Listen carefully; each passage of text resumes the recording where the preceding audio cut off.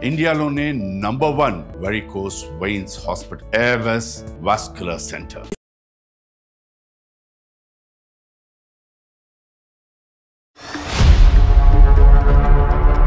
తనపై నాకు ఎలాంటి ఫీలింగ్స్ లేవు. నాకు అసలు నువ్వంటే ఇష్టమే లేదు. సో ప్రేమ దొంగే, పెళ్లి దొంగే. జీవితాంతం ఇలాగా బాధపడుతూనే ఉండాలి. నీ బాధను చూసి మీ తల్లిదండ్రులు కూడా బాధపడుతూనే ఉండాలి. అవి బాధ తట్టుకోలేక నాన్నకు పెరాలసిస్ వచ్చింది, బెడ్ మీద పడిపోయాడు. భార్యాభర్తల సంబంధం అది ఉందా, అది లేదా? నా నోట్లో చెప్పలేదు. లేదండి అస్సలు. ప్రతి రోజు ప్రతి సెకండ్ నాకు ఇలా గుచ్చుతున్నట్లు ఉంటుంది మేడం. వెనక్కి తిరిగి చూసుకుంటే మా అమ్మ నాన్నలతో కలిసి ఉన్నది కూడా ఏం లేదు. ఏ పెళ్లికి ముందు ఈ లిస్ట్ అడగలేకపోయావా? ఏంటంటే విడాకులు తీసుకుని నువ్వు హ్యాపీగా ఉంటే మాకు అదే చాలు అన్నట్టుగా మాట్లాడుతున్నారు వాళ్ళు. దీన్ని సినిమాటిక్గా చేయొద్దు. ఆ పంచాయతీలు అయిపోయినాయి, ఆ ఊరు పెద్దల మధ్యన మాటలు అయిపోయినాయి, కోర్టు దాన్ని క్లోజ్ చేసింది.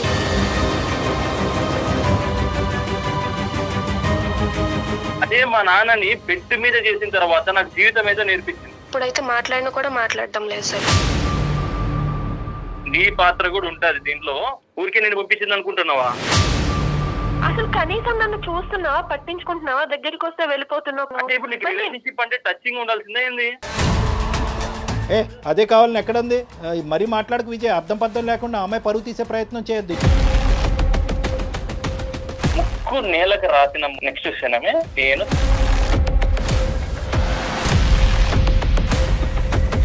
విజయ్ అది ప్రాబ్లం అని నువ్వు అనుకుంటున్నావు, తను అనుకోవట్లేదు. తను ఎందుకు ఇన్వాల్వ్ చేస్తున్నావు అంటోంది. కాదు విజయ్, ఎలా కరెక్ట్ విజయ్, ఎలా కరెక్ట్ విజయ్? ఇది నేను జీర్ణించుకోలేకపోతున్నాను. ఎలా కరెక్ట్ విజయ్? ఈరోజు గీత తల్లిదండ్రులు కడుపును పుట్టడం అనేది పాపమా? తను చేసిన పాపమా?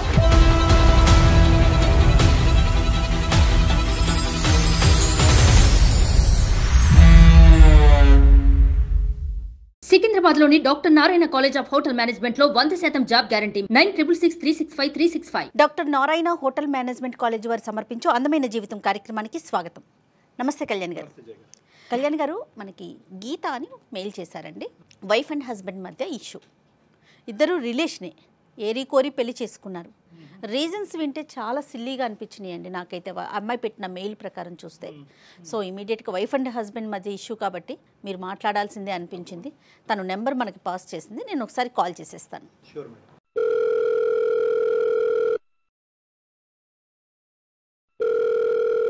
హలో హలో గీత అమ్మా? అవునండి, ఎవరు? నేను జయానండి, అందమైన జీవితం ప్రోగ్రామ్ నుంచి కాల్ చేస్తా ఉన్నాను. నమస్తే అమ్మా.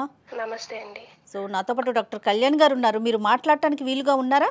ఓకే మ్యామ్, మాట్లాడతాను. ఒక్కసారి మాట్లాడండి. డాక్టర్ గారు ఉన్నారు, మీ సమస్య ఏంటో క్లియర్గా చెప్పండి అమ్మా. నమస్తే. నమస్తే గీత. నమస్తే డాక్టర్ గారు. చెప్పమ్మా. సార్, నాకు పెళ్ళై 1.5 years అవుతుంది. నేను మా మేనమామ కొడుకు మా బావ విజయ్ని పెళ్లి చేసుకున్నాను సార్. నేను బావ చిన్నగా ఉన్నప్పుడే మా మామయ్యకి అండ్ మా అమ్మ వాళ్ళకి ఒక ప్రాపర్టీ విషయంలో చాలా గొడవలే అయ్యాయి సార్.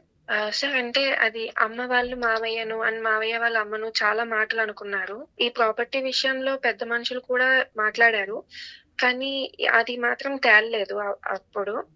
అండ్ వీళ్ళ ప్రాపర్టీ విషయం కోసం పోలీసులు, స్టేషన్లు, కాంప్రమైజ్లు అని చాలానే జరిగాయి సార్ ఈ మధ్యలో. అప్పటి నుండి ఇంకా గొడవలు ఎక్కువ అవ్వడం, కోర్టుల వరకు వెళ్ళడం, ఇలా అంతా జరిగింది సార్. ఆఖరికి ఆ ప్రాపర్టీ కూడా మా అమ్మ వాళ్ళకే వచ్చింది.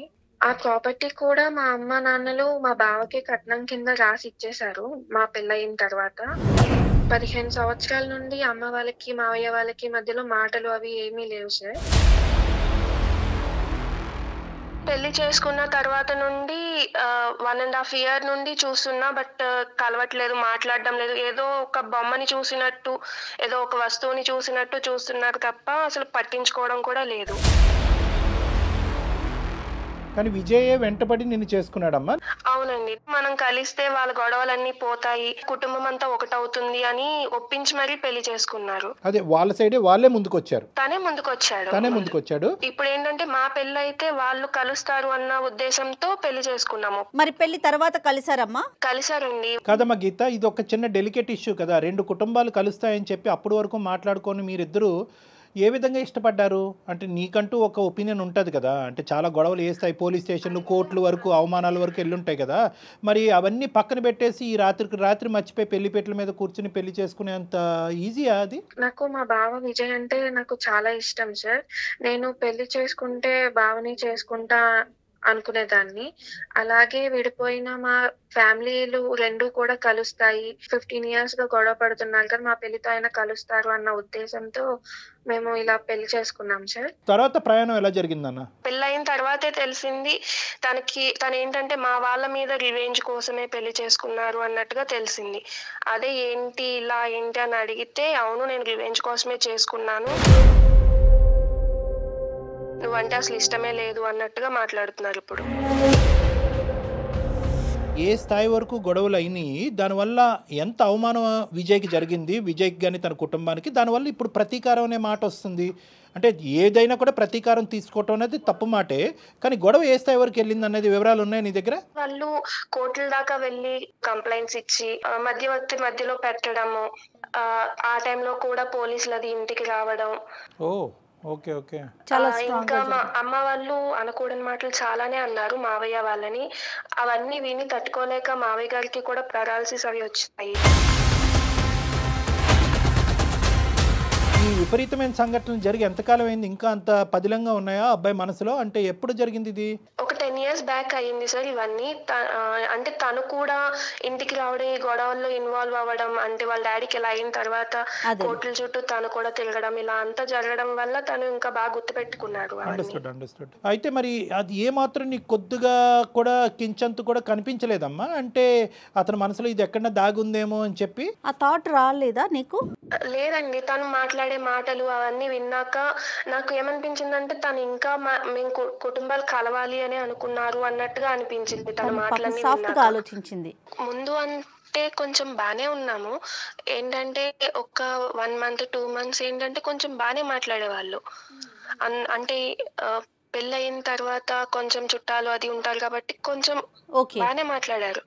బట్ ఏంటంటే తర్వాత ఆయన మొత్తం చేంజ్ అయిపోయారు. అసలు ఎందుకు ఇలా చేస్తున్నారు, అసలు ఏమైంది, అసలు ఏం చెప్పకుండా కొంచెం మారుకుంటూ వచ్చారు. గట్టిగా అడిగేసరికి ఇప్పుడు చెప్తున్నారు ఏంటంటే, నేను మీ అమ్మ వాళ్ళ మీద రివెంజ్ కోసమే నేను పెళ్లి చేసుకున్నాను తప్ప నాకు అసలు నువ్వంటే ఇష్టమే లేదు అని చెప్పి.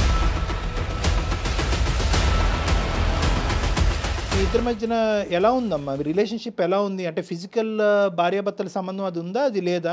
లేదండి, అసలు నన్ను ముట్టుకోవడం లేదు ఆయన. కనిపిస్తే చాలు పక్కకి వెళ్ళిపోతున్నారు. పెళ్ళైనప్పటి నుంచి ఇప్పటి వరకు అసలు మీ ఇద్దరి మధ్యన ఆ ఫిజికల్ ఆస్పెక్ట్ లేదా? లేదండి, అసలు. దగ్గరికి వెళ్ళినా కూడా నన్ను ముట్టుకోకు, నా దగ్గర నుండి వెళ్ళిపో అని అసహించుకుంటున్నాడు. నాతో కనీసం ఇప్పుడైతే మాట్లాడినా కూడా మాట్లాడడం లేదు సార్. పగ తీర్చుకోవటానికి ఇదంతా ఆడుతున్నటువంటి ఇది అన్నది నీకు ఎప్పుడు అర్థమైంది? నువ్వు బాగా టెన్షన్ లో ఉన్నావు. అంటే ఎలా తెలిసింది అంటే ఒక్కొక్క రోజు ఒక్కొక్కలా బిహేవ్ చేస్తున్నారు. నాకు ఫస్ట్ లో అర్థం కాలేదు. Unpredictable behaviour. చెప్పమ్మా. ఫస్ట్ లో అర్థం కాలేదు అసలు ఏం మాట్లాడుతున్నారు, ఏంటి, ఎందుకు ఇలా ఉంటున్నారు అనేది అర్థం కాల. మేబీ చాలా రోజుల తర్వాత కలిసారు కదా పేరెంట్స్ ని, ఏమన్నా కొంచెం గుర్తొచ్చాయా ఏంటి అన్న ఒపీనియన్ లో నేను ఉన్నాను. కానీ ఆయన మొత్తానికి దీని మీదే ఇదే గుర్తు పెట్టుకుని పెళ్లి చేసుకున్నారు అన్న విషయం నేను అసలు తెలుసుకోలేకపోయా. రోజుకి కొంచెం గొడవలు అవ్వడం వల్ల అది కొంచెం తెలుస్తుంది అసలు ఎందుకు ఇలా ఉంటున్నారు ఏంటి అని అడగడం వల్ల కొంచెంగా చెప్తున్నారు ఆయన, నేను ఎలాగే ఎందుకోసమే చేసుకున్నాను, మీ వాళ్ళ మీద రివెంజ్ తీసుకోవడం. మావయ్య అత్తయ్య ఎలా ఉన్నారు గీత? వాళ్ళు నీతో ఎలా ఉంటారు? వాళ్ళు మొత్తం నాకే సపోర్ట్ చేస్తున్నారండి. వాళ్ళ మనసులో ఏం బాధ లేదమ్మా? గతం జరిగినటువంటి గొడవలు, ఆ బాధ ఇప్పుడు మీ ఆయన పెట్టుకున్నంత ఇదిగా వాళ్ళు పెట్టుకోలేదా? లేదండి, వాళ్ళు ఏంటంటే కలిసిన తర్వాత వాళ్ళు మా అమ్మ వాళ్ళు అత్తయ్య వాళ్ళ ఇంటికి రావడం, అత్తయ్య వాళ్ళు మా అమ్మ వాళ్ళ ఇంటికి వెళ్ళడం అంతా బానే ఉంది. వాళ్ళు కూడా నాకే సపోర్ట్ చేస్తున్నారు. సరే, ఇప్పుడు ఏమంటాడు అంటే ఇంతేనా జీవిత ప్రయాణం, ఇంతేనా అంటే నువ్వు అలా సఫర్ అవుతూనే ఉండాలి, అతని దగ్గర నుంచి ఎటువంటి support, emotional bond, physical relationship ఏది ఉండదు, ఇలా ఎండగట్టినట్టు ఇలా బతకాలా జీవితాంతం? అదేనా అతని ఉద్దేశం? అవునండి, నేను ఆల్రెడీ అప్పటికీ అడిగాను, నీకు ఇదే ఉద్దేశం ఉంటే ఇప్పుడు వరకు బాధ పెట్టింది సరిపోదా అని చెప్పి కూడా అడిగా. లేదు, నువ్వు జీవితాంతం ఇలాగా బాధపడుతూనే ఉండాలి, నీ బాధను చూసి మీ తల్లిదండ్రులు కూడా బాధపడుతూనే ఉండాలి అన్నట్టుగా అంటున్నారు. సో బావా నువ్వు ఈ పెళ్ళి అనేటటువంటి కారణం నిమిత్తం మీరిద్దరు మళ్ళీ మాట్లాడుకోవటం అనేది ఆల్మోస్ట్ 1.5 year అంటే 8 years తర్వాతే మాట్లాడుకోవటం మీరు దగ్గర అలా ఏం కాదు, ఒక 1 year గా ప్రేమించుకుని పెళ్లి చేసుకున్నాము. పెళ్లి చేసుకున్నాక 1.5 year అయింది. ఇప్పుడు నేనేమనుకున్నానంటే ఇంతగా డైరెక్ట్ గా రారా అని చెప్పి వెంటబడి పెళ్లి పెట్టల మీద డైరెక్ట్ కూర్చున్నారు అనుకున్నా. కాదు, 1 year జర్నీ చేశాడు. 1 year జర్నీ చేసిన తర్వాత తను ప్లాన్డ్ గానే ముందుకెళ్ళాడు, ముందుగానే అనుకున్నాడు ఇట్లా చెయ్యాలి ఇది. సినిమాల్లో చూస్తే అట్లానే ఉంది కదండి. కాదమ్మా, ఇప్పుడు నువ్వు మాకు ఈ మెయిల్ పంపించడానికి కారణం ఏంటి తల్లి? అంటే ఏ విధంగా మేము అంటే అడ్రస్ చేయగలం అన్నది, అంటే నువ్వు ఒకప్పుడు అతను ఒప్పుకుంటే ఏంటి, ఒప్పుకోకపోతేనేంటి, 2 సైడ్లు ఓకేనా నీకు? ఎలా ఉంది నీ పరిస్థితి ఏంటి చెప్పు? ఇప్పుడు నా పరిస్థితి ఎలా ఉందంటే, నేను ఆఖరికి విడాకుల కోసం కూడా అడిగాను. బట్ ఏంటంటే, నువ్వు ఇలా జీవితాంతం ఇలాగే ఉండాలి, నేను నిన్ను ముట్టుకోను, ఇంకొకరు నిన్ను ముట్టుకోవడానికి వీల్లేదు అన్నట్టుగా అంటున్నారు. ఎంత క్రూయల్ గా ఆలోచిస్తున్నారు నిజంగా. ఇంకేమైనా ఫిజికల్ అబ్యూస్ ఏమైనా ఉందమ్మా? అంటే కొట్టడం గానీ లేదంటే లేదండి, అలాంటిది ఏం లేదు. ఓన్లీ ఏంటంటే మాటలతో మాత్రమే బాధ పెడుతున్నారు.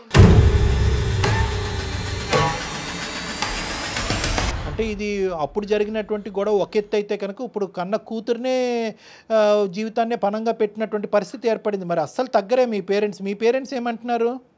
వాళ్ళు వచ్చి మాట్లాడారు, అడిగారు. బట్ ఏంటంటే మా బావ దగ్గర నుండి ఒక్క రెస్పాన్స్ కూడా లేదు. మీరు ఇలాగే ఉండండి, మా డాడీ ఎంత బాధపడ్డారో మీరు అంతే బాధపడాలి. ఏం చెప్పినా కూడా కన్విన్స్ అవ్వట్లేదు వాళ్ళు. కాదు నాన్న, ఇప్పుడు గీత రెండు డోర్స్ ఓపెన్ అయ్యే ఉన్నాయి కదా. అంటే either he has to give you divorce and let you go free, or నిన్ను హ్యాపీగా నీ జీవితం నిన్ను బతకనివ్వాలి, లేదంటే అతను మారే వచ్చి మీ ఇద్దరు కలిసి ప్రయాణం చేయాలి. ఈ రెండేనా? ఈ రెండింటికి ఓకే నువ్వు?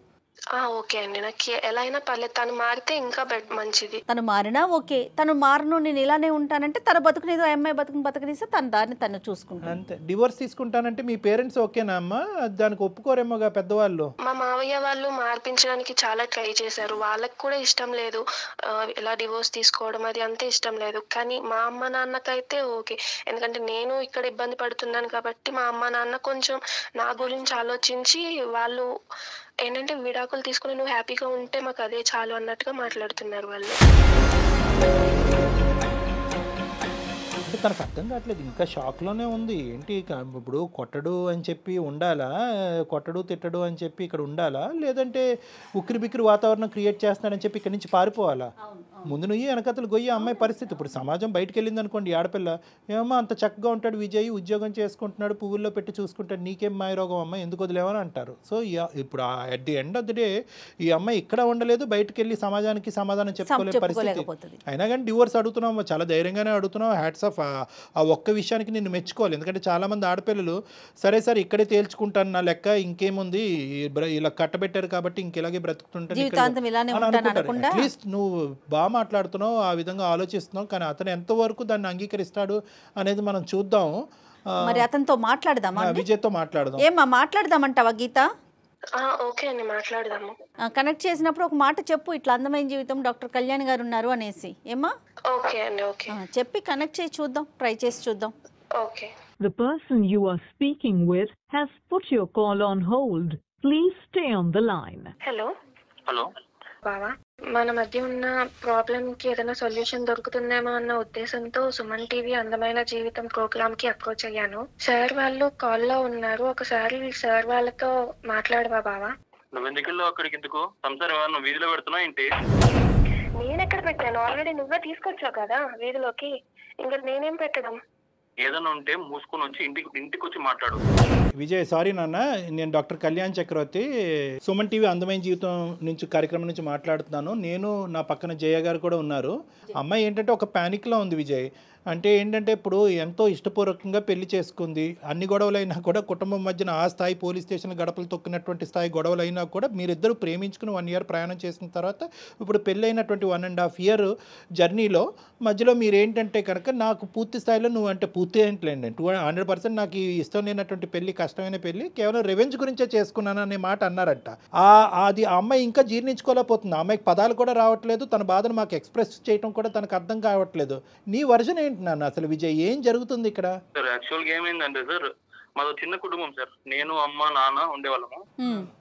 నాకు 6 years ఉన్నప్పుడు ఒకసారి మా మా అత్తమ్మ వచ్చింది సార్. సారీ, అత్తమ్మ కాదు, సోకల్ అత్త. అమ్మని పదం కోల్పోయింది సార్.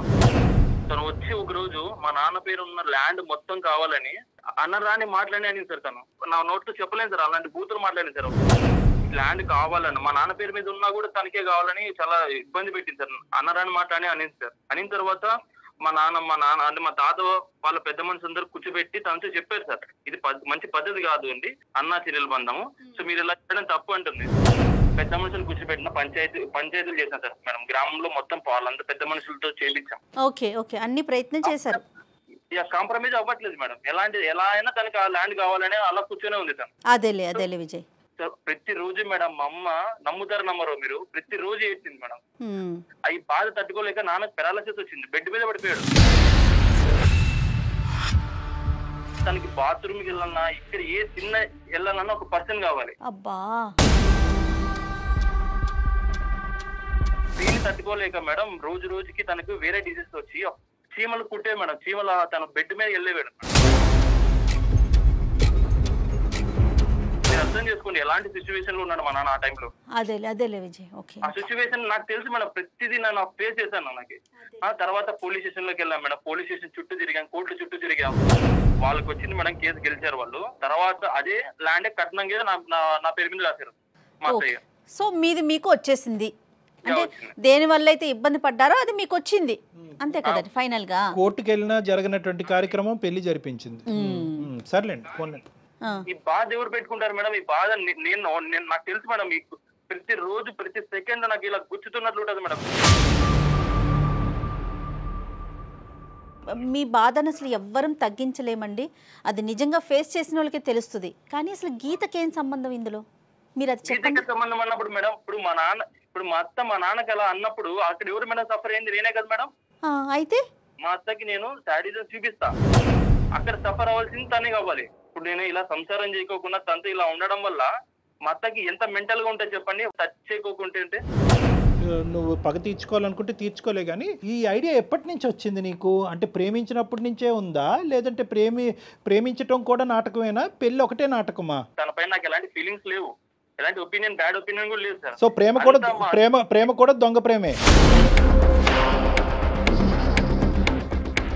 దొంగ ప్రేమ ఏం కాదు సార్. మరి ఆ లెక్కన్నా ఈ లెక్కన్నా ఈ రెండిట్లో ఏదో ఒకటే తేలాలి. నీ ప్రేమ దొంగదా, లేదంటే పెళ్ళి ఒకటే దొంగ? నువ్వు వాస్తవానికి ప్రేమించినప్పుడు నీకు ఈ పగ తీర్చుకోవాలనేటువంటి ఆలోచన అప్పుడు రాలేదు. పెళ్లి చేసుకున్న తర్వాత బహుశా నువ్వు ఏం చూసావో ఏం విన్నావో నాకు తెలియదు, కానీ పగ అనేటటువంటి ఆలోచన అప్పుడు వచ్చిందా? ప్రేమించుతున్నప్పుడే, మీరిద్దరు కలిసి ప్రయాణం చేస్తున్నప్పుడే అప్పుడే వచ్చిందా? నేను చిన్నప్పుడే అనుకున్నా సార్, ఎలా అయినా మా అత్త మీద ప్రతీకారం తీర్చుకోవాలనుకున్నా. సో ప్రేమ దొంగే, పెళ్లి దొంగే. 1.5 years బట్టి మోసం చేస్తున్నావు, ఎండగడుతున్నావు అనుకున్నావు, కానీ ఇది 1.5 years + 1 year అనమాట. అంటే 2.5 years బట్టి ఆ అమ్మాయికి చుక్కలు చూపెడుతున్నావు నువ్వు, అంతే కదా విజయ్? ఏం సాధిద్దామని విజయ్? మా అత్త ఏం చేసిందంటే సార్, మొత్తం ఊర్లో అందరూ పంచాయతీ చేసి మొత్తం మా నాన్న క్యారెక్టర్ బ్యాడ్ చేసింది సార్. తను ఇలా అంట మా నాన్నకి ఇలా అయిన తర్వాత మా అమ్మ పైన ఎంత బ్యాడ్ ఒపీనియన్ చేసిందంటే మొత్తం ఊర్లో వాళ్ళంతా ఏంటి మీ అమ్మ ఇలా, మీ నాన్న ఇలా అని ప్రతి ఒక్కరు అలా అడుగుతుంటే ఎలా ఉంటుంది సార్ నాకు?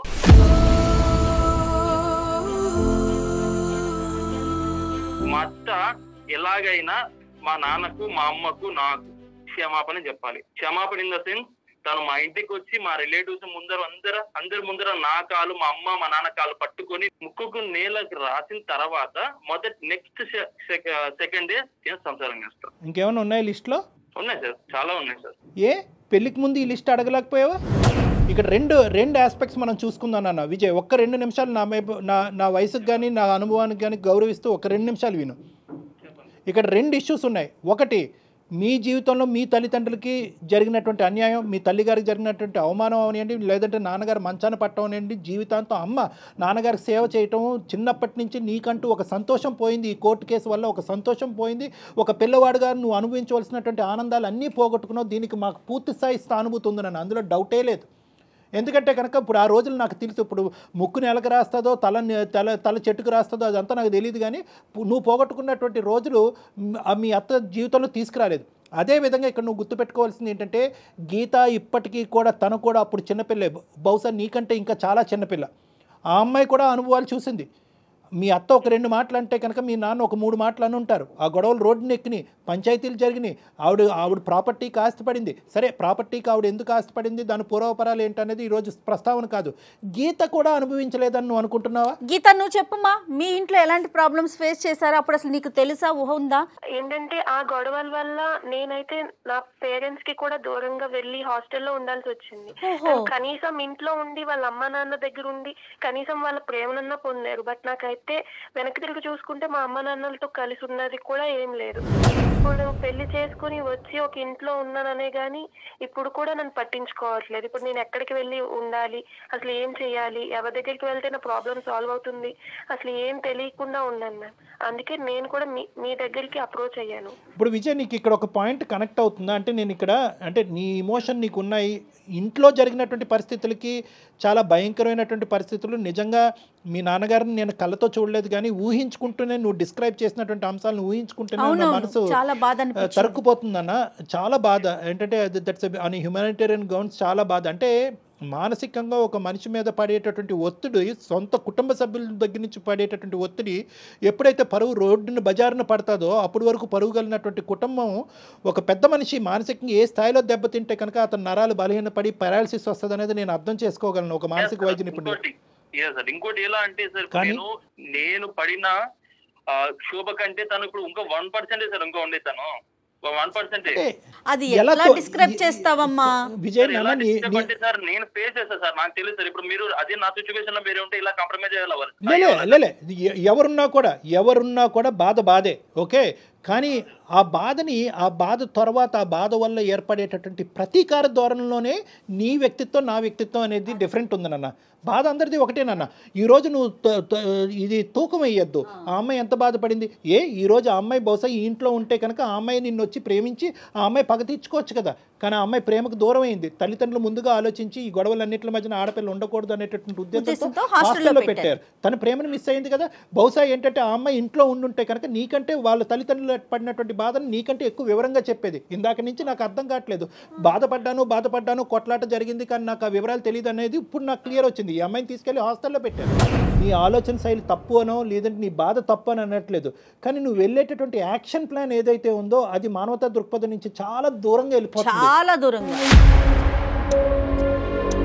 కాదమ్మా, నువ్వు ఫేస్ చేసిన ఆ బాధ, ఆ పెయిన్ ని ఎదుటోళ్ళు కూడా ఫేస్ చేయాలని కోరుకోవటం ఎంతవరకు కరెక్ట్ చెప్పు? లేదు మేడం, నా పర్స్పెక్టివ్ లో అది కరెక్టే మేడం. అసలు ఎలా కాదు విజయ్, ఎలా కరెక్ట్ విజయ్? ఇది నేను జీర్ణించుకోలేకపోతున్నాను. ఎలా కరెక్ట్ విజయ్? ఈ రోజు గీత తల్లిదండ్రులు కడుపును పుట్టడం అనేది పాపమా? తను చేసిన పాపమా?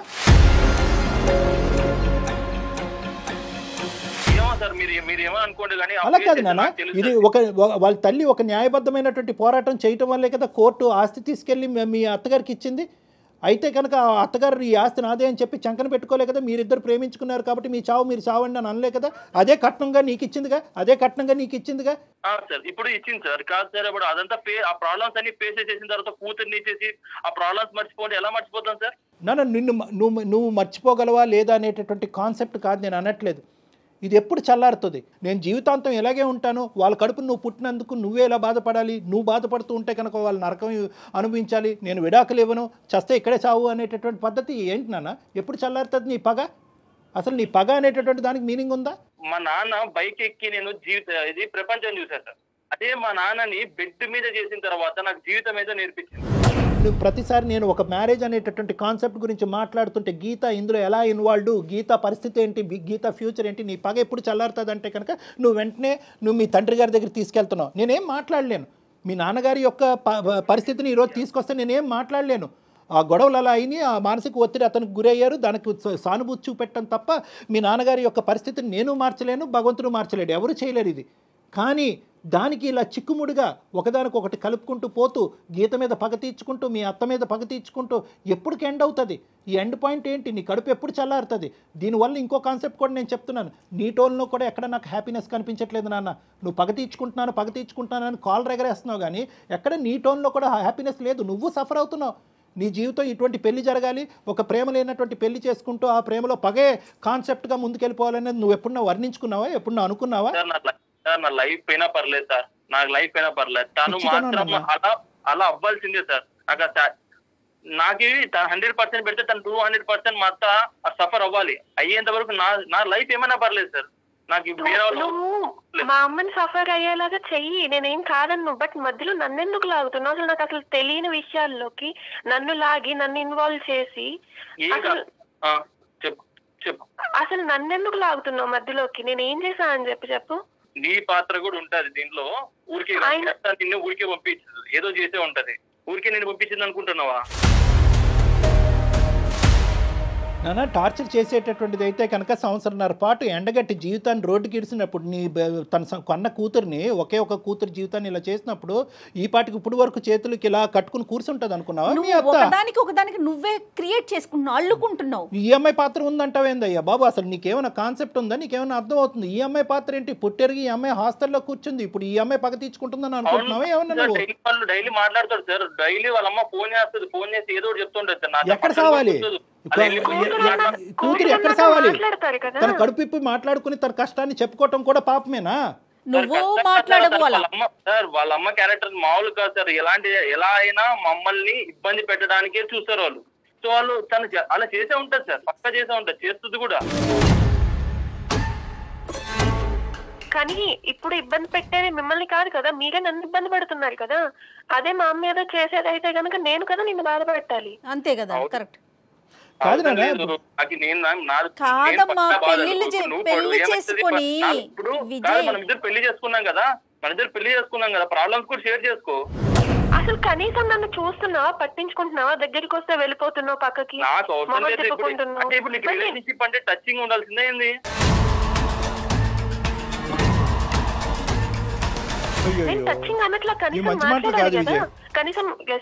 ఇది నాగరికంలో మాట్లాడే మాటలు కాదు విజయ్. టచ్ కావాలి అనేటటువంటి కోరుకోవటం తప్ప ఒక ఆడపిల్ల భర్త దగ్గర నుంచి తప్ప? విజయ్ నీ డెఫినేషన్ ఏంటి? ఒక భాగం అంతే సార్, కానీ అదే కావాలనేది తప్పు. అదే కావాలని ఎక్కడుంది? మరీ మాట్లాడకు విజయ్. అర్థం పర్థం లేకుండా అమ్మాయి పరువు తీసే ప్రయత్నం చేయొద్దు.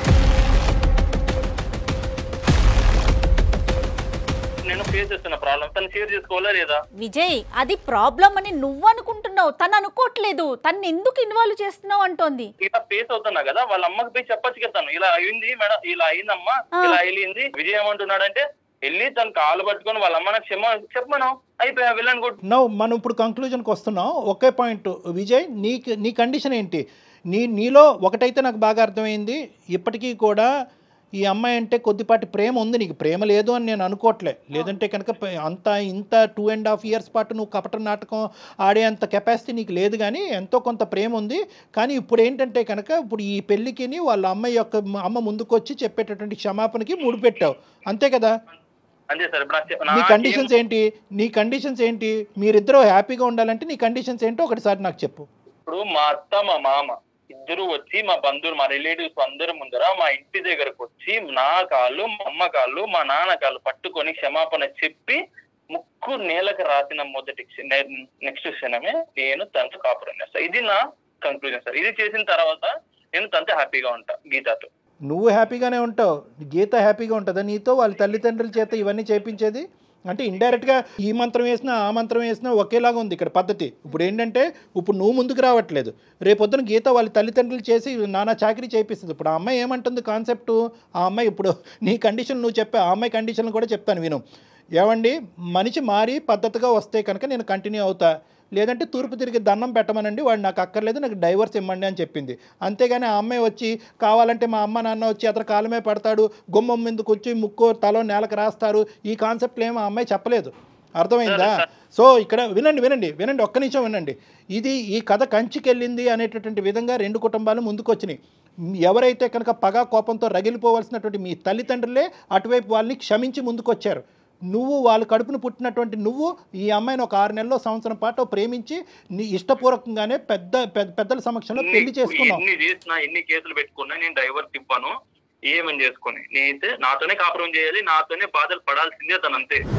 గీత, ఇప్పుడు ఈ కాన్సెప్ట్ ఇప్పుడు కొత్త కాన్సెప్ట్ ఏం కాదు. 1కి 10 సార్లు నీతో చెప్పాడంట మీ అమ్మ నాన్న వచ్చి కాళ్ళు పట్టుకుని క్షమించాలి అనేటటువంటిది. ఇది మీ పేరెంట్స్ వరకు తీసుకెళ్లారా? ఒకప్పుడు అదే తీసుకెళ్ళి ఉంటే కనుక నీ ఉద్దేశం ఏంటి, మీ పేరెంట్స్ ఉద్దేశం ఏంటి? సార్ వాళ్ళనైతే నేను అడగలేను సార్. నేను ప్రేమించి తనని పెళ్లి చేసుకున్నా. ఇప్పుడు తనంటే నాకు ఇష్టము. ఇప్పుడు నేను వెళ్ళి చెప్పమంటే చెప్తారు, బట్ మరీ ఆయన చెప్పిన విధంగా అంటే కొంచెం నేను వాళ్ళకి చెప్పలేను సార్. క్షమాపణ అంటే నేను చెప్పించగలను. నాకు కూడా ఏంటంటేనమ్మా గీత, నాకు కూడా ఇది గుచ్చుకుంటుంది. అంటే నేను కూడా ఈ విధంగా మాట్లాడకూడదు, ఎందుకంటే ఒక టెక్నికల్గా ఒక సైంటిఫిక్ పద్ధతిలో మాట్లాడవలసినటువంటి డాక్టరు తప్పొప్పులు అప్పటి నుంచి జరిగినటువంటి గొడవలు ఏ స్థాయి వరకు వెళ్ళినాయి అనేటటువంటిది ఆలోచించకుండా కేవలం మీ తల్లిదండ్రులను వచ్చి క్షమాపణ చెప్పమన్నమ్మా పెళ్లి తూతూ కలిసిపోతారు అనేటటువంటి పద్ధతి కరెక్ట్ కాదేమో అని నాకు అనిపిస్తుంది. కానీ ఒక పెళ్లిని కాపాడటం గురించి 1000 అబద్ధాలు ఆడాలి, ఒక పెళ్లి జరగటం గురించి 1000 అబద్ధాలు ఆడాలి అని చెప్పి మన పెద్దలు అన్నారు. బహుశా ఏంటంటే కన్న కూతురు ఒకే ఒక్క ఆడపిల్ల, నువ్వు మీ తల్లిదండ్రులు ఇన్ని మెట్లు దిగి ఇక్కడికి కూడా వస్తారేమో అనేటటువంటి నా నమ్మకం అమ్మ. నేను అడగవలసినటువంటి పద్ధతిలో మీ తల్లిదండ్రులతో నేను మాట్లాడతాను. ఇక్కడ క్షమాపణ ఎవరు ఎందుకు చెప్పాలి, చెప్పవలసినటువంటి అవసరం ఏంటని చెప్పి వీళ్ళు మళ్ళీ 15 సంవత్సరాలు గతం అన్ని గొయ్యి తవ్వుకున్నారు అనుకోండి, వీళ్ళిద్దరిని కలపడం కాదు, ఆ 2 కుటుంబాలను విడదీసిన వాళ్ళం అవుతాం మన అందమైన జీవితం. కాబట్టి ఇది అది కాదు. ఇది ఏంటంటే కనుక గతం గతః, whatever has happened in the past has happened. ఈ పెళ్లి కలవాలి అంటే కనుక, ఈ పెళ్లి ముందుకెళ్ళాలి, ఇద్దరు జీవితాలు బాగుపడాలి అంటే కనుక పగా ప్రతీకారాలు అనేటటువంటి పదాలు పెళ్లి అనేటటువంటి దాంట్లో వినిపించకూడదు అంటే కనుక అతను పెట్టినటువంటి కండిషన్ క్షమాపణ. అందులో చెప్పడానికి వాళ్ళు వెనకాడరు, ఎందుకంటే కూతురు జీవితం కాపాడటం గురించి ఒక క్షమాపణ అనేటటువంటిది అడగటానికి, మనస్ఫూర్తయిన క్షమాపణ అడగటానికి వాళ్ళు వెనకాడరు అనేటటువంటి ఆలోచన. ఒప్పుకున్నప్పుడే వాళ్ళు రెడీ అండి. పెళ్లికి ఒప్పుకోవటం కాదు మేడం, 15 సంవత్సరాల పాటు ఒక ప్లాట్ ఒక ల్యాండ్ గురించి ఫైట్ చేసింది ఆ అమ్మాయి, ఇలా ఇచ్చేసింది వెంటనే. ఎందుకు కూతురు జీవితం, అరే నేను ఎందుకు ఫైట్ చేశాను నాకు అర్థం కాలేదు, కోర్టు నాకు ఎందుకు ఇచ్చింది నాకు అర్థం కాలేదు, నా కూతురు కంటే మించింది ఒక ఆస్తి ఏమీ లేదని చెప్పి ఆస్తి వెనక్కి ఇచ్చేసి, అది విజయ్ అర్థం చేసుకోవాలి. ప్రైమరీ పాయింట్ లేదు, నాకు ఆస్తి కావాలి ప్లస్ క్షమాపణ కావాలి, కూతురు కావాలి, అయినా కానీ నేను పగ తీర్చుకుంటానంటే ఆయన చచ్చినట్టు నా దగ్గరే పడి ఉండాలి, నేను వదలను అంటున్నావు నువ్వు. అసలు ఒకటే విజయ్ సరే నేను కూడా ఇన్ని మెట్లు దిగి అదే లేదమ్మా వాళ్ళు ఎందుకు క్షమాపణ చెప్తారు, గతం గొడవలే అని నేను ఇప్పుడు అంటే కనుక ఈ క్షణాన్ని మీరు ఇద్దరు విడిపోతారు లేదా ఇదే ఊబిలో ఆ అమ్మాయి జీవితాంతం ఇలాగే ఉండాలి, నువ్వే పగా ప్రతీకారం అంటుకుంటూ నువ్వేమొచ్చి మరి నీ ఉడుకు రక్తం ఏ రక్తం నాకు తెలియదు కానీ ఇలాగే కంటిన్యూ అవుతావు, నీ జీవితం నాశనం, ఆ అమ్మాయి జీవితం నాశనం, అందమైన జీవితం మీ ఇద్దరికి ఏం చేయనట్టు అయిపోతుంది. కాబట్టి నేనేంటంటే ఆ కాన్సెప్ట్స్ అన్ని తీసి పక్కన పెట్టేసి ఒక కన్న కూతురు కన్నటువంటి ఒక తల్లిగా ఆ పెళ్లిని కాపాడటం గురించి ఆవిడ సారీ చెప్పడానికి రెడీ చేపిస్తాను అనే బాధ్యత నేను తీసుకుంటున్నాను. కానీ నువ్వు దీన్ని పెద్ద సినిమాటిక్గా చేయొద్దు ప్లీజ్ విజయ్, దీన్ని సినిమాటిక్గా చేయొద్దు. ఆ పంచాయతీలు అయిపోయినాయి, ఆ ఊరు పెద్దల మధ్యన మాటలు అయిపోయినాయి, కోర్టు దాన్ని క్లోజ్ చేసింది, ఆస్తి ఒకరికి చెందాలనుకుంది, ఆస్తి నాకు వద్దు నా కూతురికి మించింది కాదని చెప్పి అదే ఆస్తి మీ చంకని చేరింది ఈరోజు. ఇటువంటి పరిస్థితుల్లో నువ్వు ఒక మెట్టు దిగాలి. క్షమాపణ అంటే ఆవిడ చెప్పిస్తాను కాదు సార్ మీరు చెప్పింది ఇప్పుడు నాకు బాగా అర్థమైంది, తల్లి తర్వాత తల్లి లాంటిది మా అత్త, నాకు ఆ క్షమాపణ కూడా అక్కర్లేదు అనే పెద్ద మనసుతో నువ్వు ముందుకు వస్తావా, ఐఎమ్ వెరీ హ్యాపీ. కాదు క్షమాపణే నన్ను చల్లారుస్తుంది అనుకుంటే కనుక ఆ క్షమాపణ వాళ్ళ చేతి చెప్పించడానికి నేను రెడీగా ఉన్నాను. సార్ ఇప్పుడు మీరు ఇంత టైం తీసుకొని మా రిలేషన్షిప్ లో ఇంత మంచిగా చెప్పారు సార్. నాకు రియల్ గా చెప్తున్నా, ఏదో మీరు చాలా అంటే మా నాన్నే నాకు ఇలా చెప్తున్నారు అంటే మా ఫ్యామిలీ మెంబర్ గా మీరు ఇలా చెప్తున్నారు సార్. రియల్ గా ఓకే సార్, మీరు చెప్పిన దానికి నేను కాంప్రమైజ్ అవుతాను. కాంప్రమైజ్ విత్ క్షమాపణ వితౌట్ క్షమాపణ మీరు చెప్పిందని నాకు అర్థమవుతుంది సార్. ఎక్కడో తప్పు నాది కూడా ఉంది సార్. ఎందుకంటే తన్ని గీత నేను ఇంత బాధ పెట్టాను, బట్ ఓకే నేను తన్ని చాలా చాలా ప్రేమగా చూసుకుందాం అనుకుంటున్నాను సార్. కానీ అర్థమైందమ్మా, అది అర్థం కాబట్టే మాకు కూడా విజయ్ సింపుల్ తెలుసా, సింపుల్ లాజిక్. అసలు అందమైన జీవితం డాక్టర్ కళ్యాణ్ చక్రవర్తి జయ కూడా ఇక్కడ అక్కర్లేదు, ఏమీ లేదు. నీ మనసు ఇలా రగిలిపోతుంది అనేటటువంటిది ఓపెన్ హార్టెడ్గా నువ్వు ఎవరితో డిస్కస్ చేయకపోవటం అనేది ప్రధానమైన సమస్య. ఎవరు కూడా నీ లోపల రగిలిపోతున్నటువంటి అంశం ఒక అనవసరమైనటువంటి అంశం, ఒక గతానికి సంబంధించినటువంటి అంశం, అది వదిలేసారా, పగలు ప్రతీకారాలన్నీ తీసి పక్కన పెట్టి కలిసి ప్రయాణం చేయటం, జీవితాన్ని అందరూ సుఖమయం చేసుకుందాం, కలిసి ఉంటే కలదు సుఖం అనే ఒక్క పదం ఎవరైనా కానీ నాలాంటి పెద్ద మనిషి ఎవరైనా నీ మనసులో పెట్టుంటే కనుక ఈ 1.5 year కూడా వేస్ట్ అయ్యి ఉండదు. నిజంగా నీ భార్య దేవత నాన్న. ఎందుకు అంటే కనుక ఆ అమ్మాయి మొత్తం చెప్పినటువంటి దాంట్లో కేవలం వణికిపోతూ భయపడుతూ ఏడుస్తూ మాట్లాడిందే కానీ ఎక్కడ కూడా నా భర్త శాడిస్టానో, లేదంటే నా భర్త పనికిరాని వాడనో, లేదంటే పగ తీర్చుకుంటున్నాడు, గతానికి సంబంధించినటువంటి పగ తీర్చుకుంటున్నాడు అనేది చెప్పిందే కానీ నువ్వు ఒక శాడిస్టానో ఒక భయంకరమైన డిస్క్రిప్షన్ ఎక్కడ ఇవ్వలేదు నీ గురించి. ఓపిక పట్టింది, వాళ్ళ తల్లికి చెప్పిందే కానీ ఎక్కడ కూడా ఈ గొడవలు పెరిగేటటువంటి విధంగా వాళ్ళ తల్లి వచ్చి మీ జీవితాల్లో ఇన్వాల్వ్ అవ్వకుండా అక్కడ కూడా జాగ్రత్త పడింది. అన్ని విధాలుగా జాగ్రత్త పడినటువంటి ఒక గొప్ప స్త్రీ నన్ను నీ భార్య, అది ఎప్పటికీ నువ్వు అర్థం చేసుకోవాలి. అవును సార్, డెఫినెట్ గా నేను యాక్సెప్ట్ చేస్తాను సార్. కానీ వాళ్ళతో ఒక్కసారి చెప్పాను సార్, మా ఫ్యామిలీ వాళ్ళకి అంతే. మా అమ్మకి మా నాన్నకి మా అత్త ఒక్కసారి చెప్పానండి. ఏమో మనకు తెలియదు, ఈ పాటికే చెప్పేసుకున్నారేమో వాళ్ళు అంత హ్యాపీగా మాట్లాడుకుంటున్నారంటే. సరే, నీ కోరిక మేరకు నేను ఒక్కసారి ఇరువైపుల తల్లిదండ్రులతో ఒకసారి మాట్లాడతాను. వాళ్ళందరూ కూర్చుని నీతో పాటు మాట్లాడతారు. వాళ్ళందరి మధ్యన ఎటువంటి విద్వేషాలు వైషమ్యాలు లేవు అని చెప్పి క్లియర్ కట్గా నీకు చెప్తారు. అప్పుడు నీ మనసు అప్పుడు చల్లబడుతుంది, మీరు హ్యాపీగా ప్రయాణం చేస్తారు. ఓకేనా? నేను టేకప్ చేస్తాను, నేను మాట్లాడతాను, ఇరువైపుల తల్లిదండ్రులతో నేను మాట్లాడతాను. ఓకే అమ్మా. విజయ్, ఎప్పుడు జరిగిపోయిన చెడుని వదిలేయాలమ్మా, దాంట్లోంచి మంచిని తీసుకునే ముందుకెళ్ళాలి. అదే కదా జీవితం. చూడు, ఒక ఆడపిల్ల నీకోసం ఎంత బాధపడతా ఉంది. దయచేసి ఆలోచించు. ఒక్కసారి మనం కౌన్సిలింగ్లో కూర్చుందాం. నువ్వు, మీ పేరెంట్స్, అట్లానే మన గీత వాళ్ళ పేరెంట్స్ అందరూ కలిసి ఒక్క సెషన్ ఒక్కసారి కళ్యాణ్ గారిని మీట్ అవ్వండి. దాని తర్వాత మనం ముందుకెళ్దాం. ఏమా? Right Vijay, all the best అమ్మా, హ్యాపీగా ఉండండి. గీత, థ్యాంక్ యూ మా. Thank you ma'am. కళ్యాణ్ గారు, ఇంత ఫాస్ట్గా తను రియలైజ్ అవుతాడు అనుకోలే. అతని లోపల ఈ యాంగిల్ అలాగ అతన్ని ముంచేసి అలా ముందుకు తీసుకెళ్ళండి. తీసుకోరా, పగ తీర్చుకోరా అని అంతరాత్మ ఏమని చెప్తుందంటే పగ తీర్చుకో అని చెప్తుందే కానీ ఇటువైపు ఒక కనికరంతో చూడాలి, నా భార్యని చూడాలి, ప్రేమించినటువంటి ఒక ఆడపిల్లని, ఎటువంటి సంబంధం లేనటువంటి ఒక ఆడపిల్లని. నేను ఇందాక ఒక మాట అన్నాను కదా, ఆ తల్లిదండ్రులు కడుపును పుట్టడమే ఈ అమ్మాయి చేసుకున్న శాపం. సో ఇదన్నీ కూడా, ఇవన్నీ రియలైజేషన్ పాయింట్స్. ఇవేం చేసినాయి అంటే కనుక స్లోగా ఆ పగ అనే తెర తీసేసి అతనికి రియలైజ్ చేసినట్టుగా చేసినాయి. ఇక్కడ నా స్థానం అక్కర్లేదు మేడం. ఎవరైనా ఒక పెద్ద మనిషి కూర్చుని ఈ రెండు పదాలు అతని బ్రెయిన్లో పెట్టుంటే కనుక ఇది ఎప్పుడో తేలుండేదేమో. కానీ మీరు యాక్సెప్ట్ చేసి ఆమెతో క్షమాపణ అయినా చెప్పిస్తానన్నారు చూడండి, నాకు హ్యాపీగా అనిపించిందండి. ఎందుకంటే ఏం చేస్తాం, ఇప్పుడు కాపురం నిలబడాలి కదా, దాని తర్వాత ఏదన్నా అవుతుందా అంటే దాన్ని మనం ఎక్కడ ఊహిస్తాము? ఏం కళ్యాణ్ గారు? కరెక్ట్ జయ గారు. రైట్ అండి, నమస్తే. నమస్తే జయ గారు, థ్యాంక్ యూ. సంతోషం. సికింద్రాబాద్ లోని doctor Narayana college of hotel management లో 100% జాబ్ గ్యారంటీ. 966365365365.